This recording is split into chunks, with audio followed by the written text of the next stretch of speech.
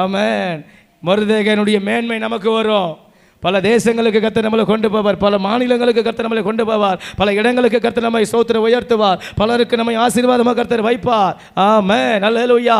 நம்மளை கொண்டு ஆயிரங்களை கர்த்தர் ரட்சிப்பார், நம்மளை அநேக கிராமங்களுக்கு நடக்க வைப்பார், சுவிசேஷம் சொல்ல வைப்பார், அநேகருக்கு ஆசீர்வாதமாக எடுத்து பயன்படுத்துவார், அநேக குடும்பத்தை ரட்சிக்க நம்மளை கர்த்தர் எடுத்து உயர்த்துவார், பிரயாசப்பட வைப்பார், பயன்பட வைப்பார்.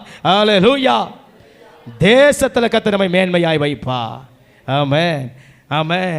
யோசுவாவின் மேன்மை நமக்கு வரும், எசேக்கியாவின் மேன்மை நமக்கு வரும், மொர்தெகாயின் மேன்மை நமக்கு வரும்.